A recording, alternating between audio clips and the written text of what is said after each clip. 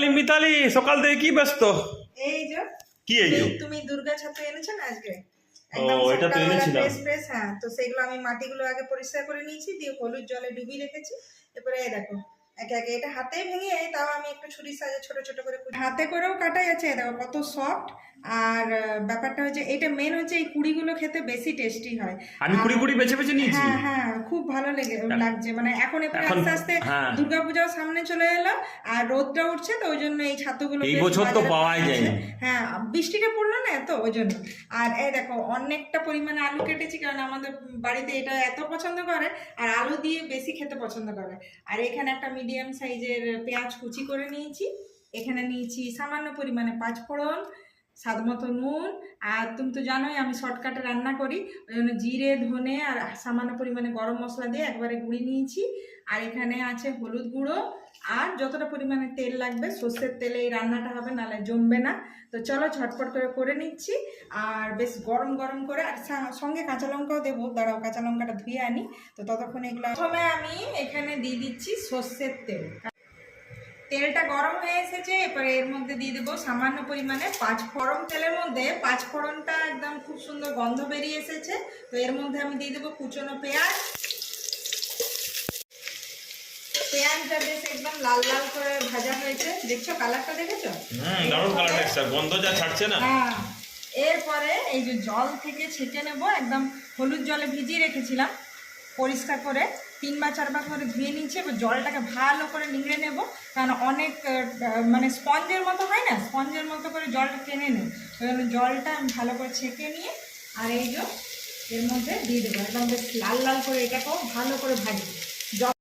এই দুর্গা ছাতু কিংবা তারাপীঠ ছাতু আমরা এই নামেই এই ছাতুকে চিনি।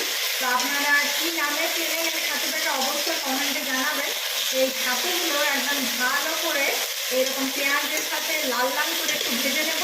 এই ছাতুটা যত ভাজা হবে না, তত টেস্টটা একদম দারুণ লাগবে, দারুণ, আঙুল চেটে খাবেন। তো কখনো এইরকম সাধারণভাবে যেভাবে আমি রান্না করছি, এভাবে অবশ্যই বাড়িতে একবার ট্রাই করবেন। আর কমেন্টে জানাবেন যে আপনাদের এই দুর্গা ছাতু কিংবা কালানি ছাতুটা কেমন হয়েছিল। তো এই দেখুন দারুণভাবে একদম লাল লাল করে ভেজে নিচ্ছি। এই অবস্থাতেই আমি দিয়ে দেবো এই যে একদম পাতলা পাতলা করে আলু কেটে রেখেছিলাম। আর আমাদের বাড়িতে এটা আলু দিয়ে পছন্দ করে, আর একটু বেশি পরিমাণে আলু লাগে, কারণ সবাই বলে যে আরও তরকারিটা দাও, আরও তরকারিটা দাও। আমি নিজেও একটু বেশি পরিমাণে খাই, সেখানে একটু বেশি পরিমাণে আলু দিয়ে সমস্ত আলুটাকেই ভালো করে এই ছাতুর সাথে নাড়াচাড়া করে নিচ্ছি। আর এরপরে আমি এর মধ্যে দিয়ে দেব স্বাদ মতো নুন, আর এখানে দেব জিরে ধনে গরম মশলা গুঁড়ো, আর সামান্য পরিমাণে হলুদ। এরপরে এগুলো দিয়ে আবারও ভালো করে নাড়াচাড়া করে দেব। সমস্ত মশলাগুলো দিয়ে এরপরে নাড়াচাড়া করে নেওয়ার পরে প্রায় 10 মিনিটের মতো একটু ঢাকা দিয়ে দেবো মিডিয়াম আছে, কারণ ঢাকা দিয়ে দিলে কি হবে, রান্নাটা খুব সুন্দর হবে, আর ভেতর ভেতর সেদ্ধও হয়ে যাবে। ঢাকা খুলে দেখে নিই কীরকম আছে।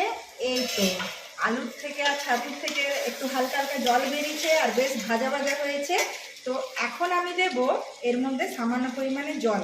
তাহলে কি হবে, যেটুকু সেদ্ধ হতে বাকি আছে না, সেদ্ধ হয়ে যাবে, আর বেশ একটা মাখা মাখা তরকারিও হয়ে যাবে।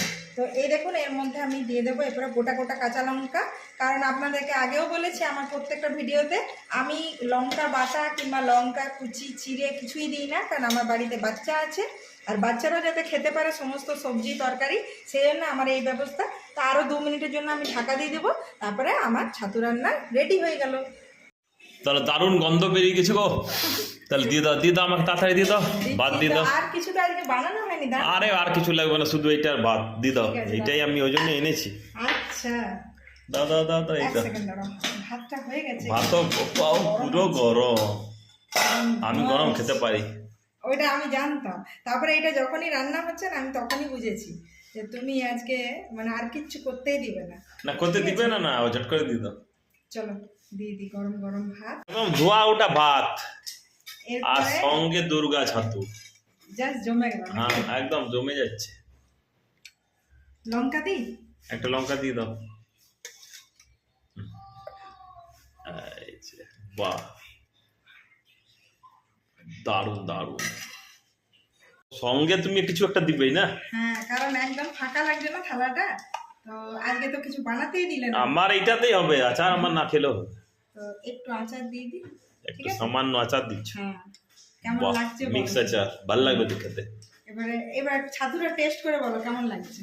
যা গরম আছে। বলো কেমন এই হয়েছে যে টেস্টটা। ছাতু, লোভ সামলানো যাচ্ছে না নাকি? অপূর্ব অপূর্ব, আমার খুব ভালো লাগে।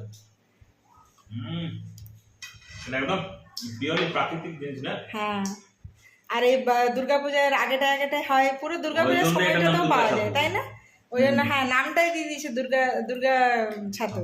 আর এখানে আমরা পুরুলিয়াতে কাড়ানি ছাতুও বলি, তাই না? আপনাদের যদি স্থানীয় কিছু নাম আছে হ্যাঁ, অবশ্যই জানাবেন। তো দারুণ হয়েছে। দারুণ হয়েছে। আর আমাদের আমরা বাড়িতে রান্না বেশ দেবো। একটু আলু দিয়ে এরকম প্লেন ভাবে রান্নাটাই বেশি পছন্দ করে। একবার হলো আপনাদের বাড়িতে অবশ্যই এইভাবে রান্নাটা দেখে কখনো ট্রাই করবেন আর কমেন্টে জানাবেন। ফ্যামিলির সাথে এনজয় করুন।